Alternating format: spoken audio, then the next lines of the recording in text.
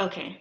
Yeah, so we're going to be talking about what's happening with the current funds, the basic procedures of treasurers, how to write an invoice, submitting a purchase request, what happens after you submit the purchase request, and what you should be doing after your event happens. We're also going to be talking about keeping track of your own spending and financial troubleshooting, and then we're going to end with questions. Remember to type in the chat your name, email, and organization. This is important so we can email you some of the forms we talk about throughout this presentation. And also, this is a mandatory thing, so keeping track of that will be helpful. So, I am Kaelyn Hinton. I am the SGA Treasurer. What I do is write approve purchase requests, keep track of your spending. Unfortunately, I do not tie budget or deal with budget requests.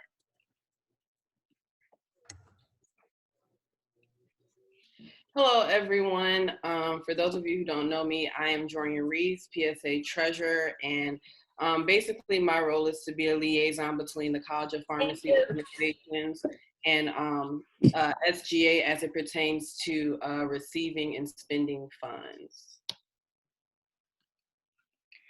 Awesome. So what's going on with the current funds? Currently, SGA, MAPS, and XAB can use their rollover funds from last semester. And you could also, if you're an IOC club, you can request emergency funds from IOC. They have IOC meetings, I think, twice a month. Regarding spring semester money, I will receive an update hopefully by Wednesday, but as of right now, there's no update. As it pertains to College of Pharmacy organizations, all of the money that each organization had left over / unspent from last semester is technically voided, so that's not going to be rolled over or added to whatever you're allocated for this semester. And so when we have our budget hearing, like the funds that you all are received is going to be based on the budget requests that you've submitted and your spending habits to the previous semester. So that'll kind of determine how much funds you all get for the semester. So now we're gonna go through the basic procedure of what, as a treasurer, what you should do. And this is from the perspective of PSA, but it's also very good for all other organization treasurers. It's basically the same thing. College of Pharmacy organizations, you all should be fairly familiar with these steps. There are some additional steps implemented in this process. So we're just going to clarify some things, emphasize some things, and introduce some new things. So the first step is that you're creating a budget request, and you can submit that to me using the template that I've emailed. For those of you who haven't done it already, the deadline is today by 5 p.m. Then you'll attend the budget hearing where you'll present your budget request.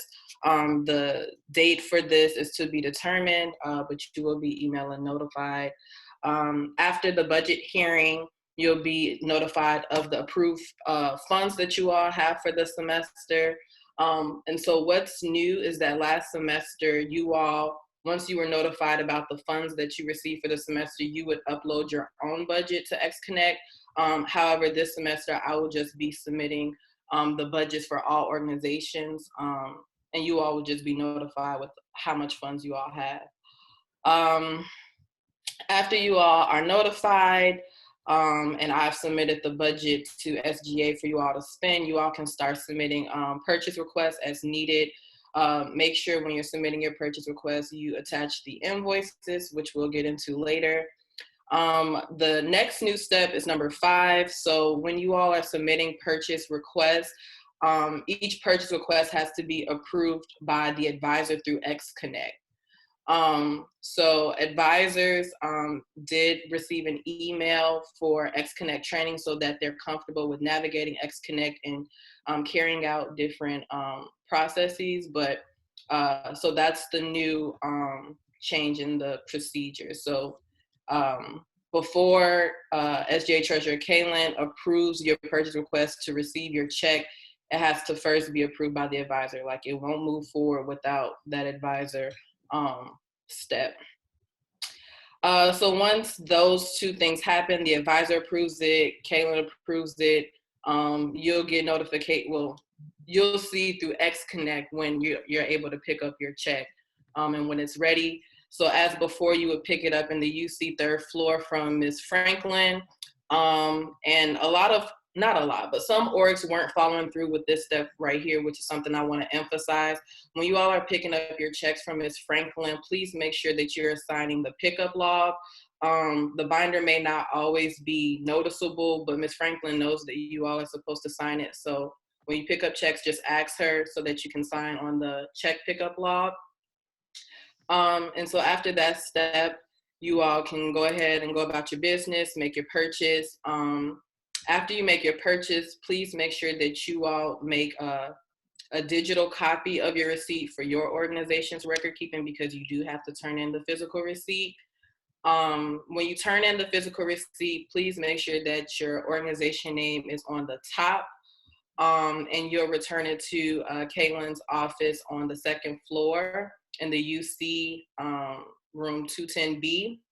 So there is a College of Pharmacy Trapper Keeper where you all will file your receipts under your organization, and there's also a sign-off log to verify that you've returned your receipt. Yeah, so after that step, this is the final step, which is also something I want to emphasize because all organizations were not completing this step. There is a link to a purchase request for completion form.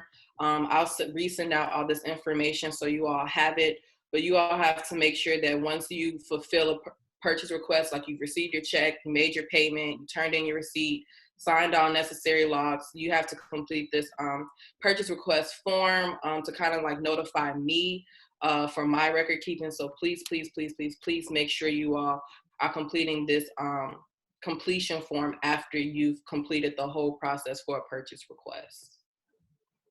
Yeah, so to distinguish the difference between what PSA basic procedure is and what pretty much everyone else's basic procedure is, the only difference is I believe the purchase request in the advisor step is not necessary. Your advisor should be very involved in your planning, event planning and things like that. So you guys are you're trusting that you're keeping your advisor in the loop, that you're spending your money wisely. Also the pickup check from the third floor, step 7, there is no sign up log. Pickup, there is no pickup log, so you don't have to sign to get it. And then step 9 and 10, or 8, 9, and 10, you don't have to do your digital copy, but you do need to turn it in to me. So step 9 is right, but step 10, there is no request completion form. So basically the same thing, just no, signing basically. So next we're going to go over how to write an invoice. This is very important because if this is inaccurate, I can't move forward to get you your money. So we need to have the organization at the top, or we just need to have your organization on this invoice. We also need to know when you submitted this, and we need to know when you submitted it, have the date on there. Put your name, your event name, and your event date. Both of these dates are important so I can know if you submitted this a week or 2 weeks in advance of your event, because those are requirements. It'll also help me know the urgency of this event. So if you so happen to do it less than a week or less than 2 weeks, I need to know so I can do that tomorrow. Like, for example, hopefully I could do it tomorrow, the next day. We also need your vendor, and under the payable, kind of how they have it, vendor name, contact info. This is also important. We need to know if this is going to be a purchase card or if you need a check. If it's online or for some reason you need the purchase card, I need to know. And also, very, very important, sales tax. As you can see, this sales tax in this example is inaccurate. Therefore, when they get this check, we're going to hope and pray that it's the right amount, because the sales tax wasn't right. So it could be less or under if that sales tax isn't right, and then you will have a problem at the store. So, I'll be emailing this template. That's why I need you guys to put your emails in the chat, reminder. So you can have this template, but you don't have to use this one. Writing an invoice, rules of thumb include, you must include all of the elements that we just discussed. For service vendors like catering or people who maybe making your t-shirts or something like that, they have to provide their own invoice. So if you're going to Walmart or Target, you can make your own like we just saw. But if you're ordering from Mr. Pete's Barbecue for your event, he needs to give you his own invoice. And if the school has never used the vendor, like the school has never used Mr. Pete's Barbecue, he will need to submit a W-9 form. So now we're going to go over how to submit a purchase request. Through this video, I'll go step by step and I'll kind of talk us through it. Oh,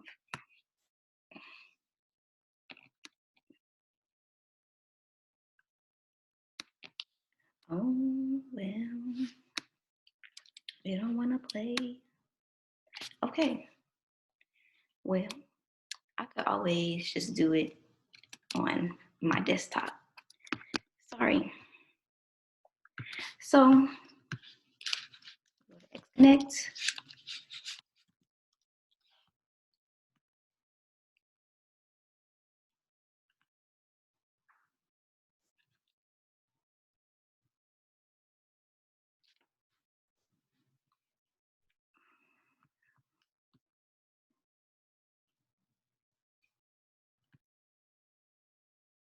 Okay, so you would be on XConnect. This is what you first see.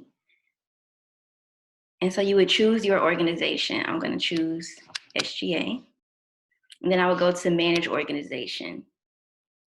If you don't have manage organization, that means you are not under, like you don't have you're not authorized to do this step. So you would have to talk to Ms. Sierra to get that authorization. But after that, you would press finance. And when we get to finance, right here at the right-hand corner, you see create request, and you would press create purchase request, not budget or funding, purchase request. And so here you would just put in the description. You want to get some chairs. You need to have the store in the subject. That would be best. And in the description, you can put what the event is or whatever. And you just fill this out completely. Make sure you select the right category. If you're pharmacy, choose pharmacy. If you're max, choose max. That's been something that's been an issue, kind of. And also what's important is to put your phone number here, just in case I have questions, I can contact you easily.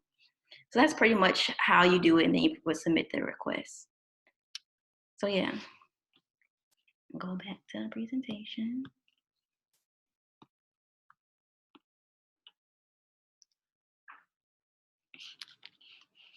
All right. So rules of thumb for submitting a purchase request. It's important that everyone knows, please hear me now. Student reimbursements are not a thing.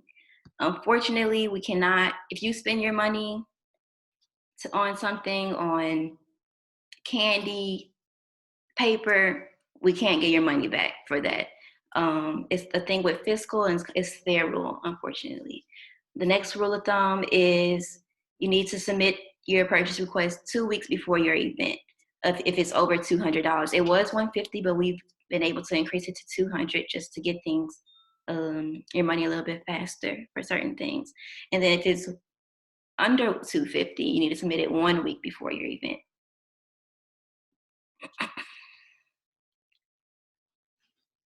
And so now PSA has a new change for, she kind of already said it, but you would have to get your purchase request approved by your advisor before I can submit it.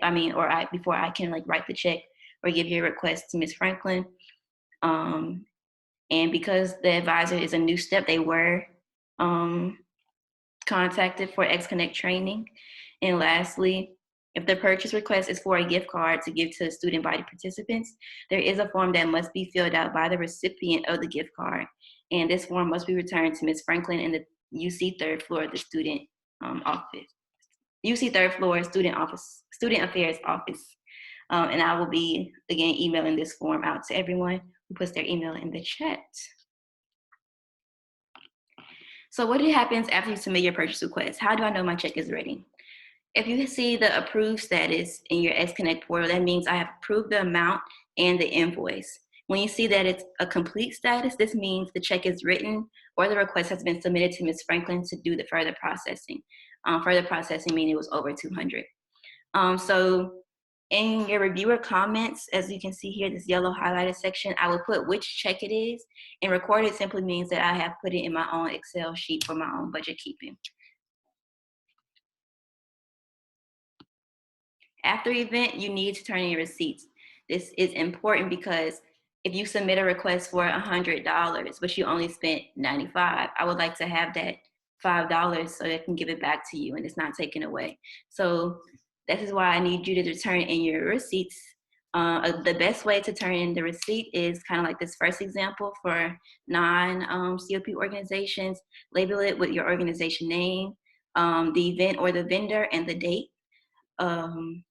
And Commuter Student Network, this is how they did it. They just put all their receipts in this manila folder, and they did, each vendor had their own envelope.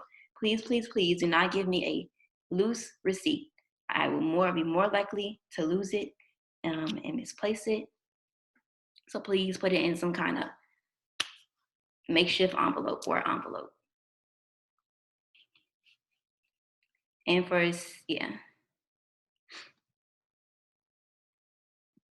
And then for COP organizations, as mentioned before, outside of Kaelyn's office is going to be a binder for you to sign off for dropping off your receipt. And also in the Trapper Keeper, you can just file your receipt under your organization. But as Kaelyn mentioned, make sure that it's in an envelope as well.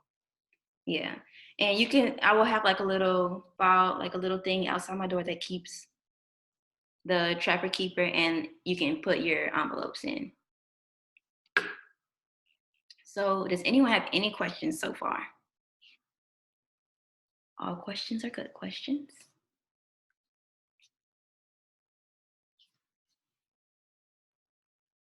Okay. I have a question. Oh, yes. Okay, so for CSN, I usually do like the invoices or whatever for it, but I have a question. I know that y'all were talking about having to do a budget template. Is that for us as well for CSN, or would it be the regular way how we turned it in last semester using just the XConnect, going in, filling that out, and uploading our regular budget like that? Yeah, that's right. For all, that was only for COP organizations. I'm sorry. Thank you. Mm-hmm. Any other questions? Just to clarify, for IOC organizations, our budget requests are also due today by 5 p.m.? No, your budget request. So I'm not sure when IOC is having a budget hearing again. I should have looked that up before the meeting, but as long as you submit that budget request, if you know you want emergency funds or anything, submit it before that IOC meeting, and that way Malia and the Senate has a chance to review it. Thank you. You're welcome.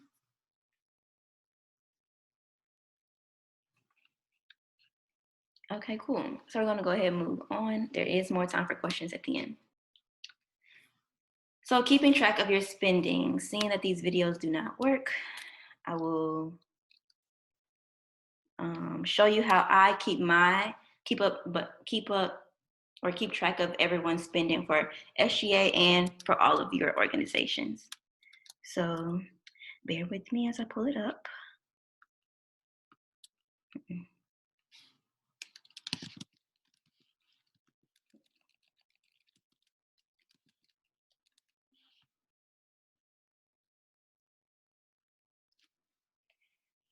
Okay. And I will also be sending this template out to everyone's email. So again, this is important for your own record keeping. That way, if I email you, oh, you only have $1,000 left, and you're like, what? I have 1,500 left. We'll be able to look at both of our spreadsheets and see where the discrepancy is. So this is going to be important for everyone to do. So in the beginning, I kind of just have everyone's money, like what the budget, the amount this person was allocated or this organization was allocated. and how much they spent and how much is remaining. This will be just a good basis for the first one. And so to look at SGAs, I have the date it was submitted, the vendor, the request, the amount requested, the amount actually used. So say you requested $100, you only used 95, you have this reflected here, and the running total. And then the event, and if I received the receipt for it, or any other comments. This is just pretty much every single thing we ask for. This is on here. I think this is the most simple way that I know to keep track of spending, and so I would encourage you guys to do the same. That's pretty much it about keeping your spreadsheet. And again, I'll send a template so it's easier for y'all to kind of get into.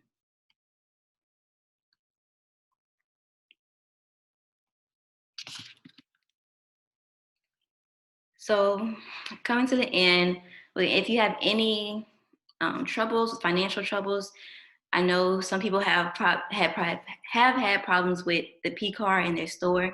You should first contact the person who gave you the P card. And if you can't get in contact to them, you can contact me and I'll try to contact them, because I really have no idea how to troubleshoot problems with the P card, honestly. If you have any problems with XConnect, you should contact Ms. Sierra.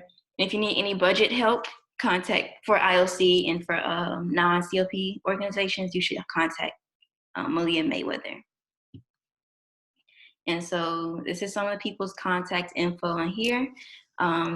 You can contact me at sgatresh@zula.edu.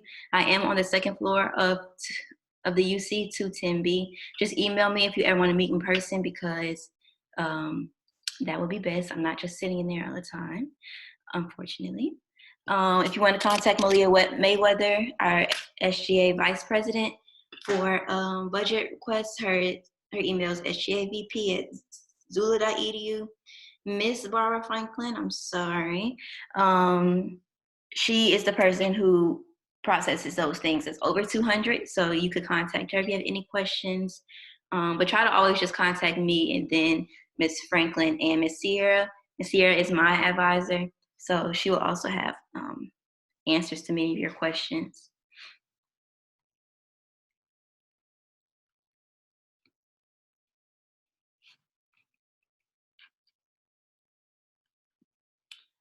And then for College of Pharmacy organizations, if you all have any questions, comments, or concerns, you all can email me, and if I can't help you, I'll direct you to whomever is best suited to help you with your troubleshooting.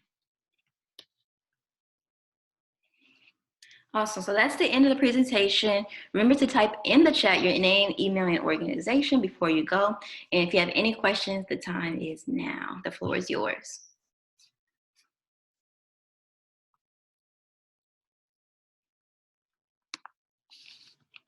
Awesome. So no questions. Thank you. Remember, if you do have any questions after pondering on this information, always email me or Jorian. Thank you guys for coming. Thank you.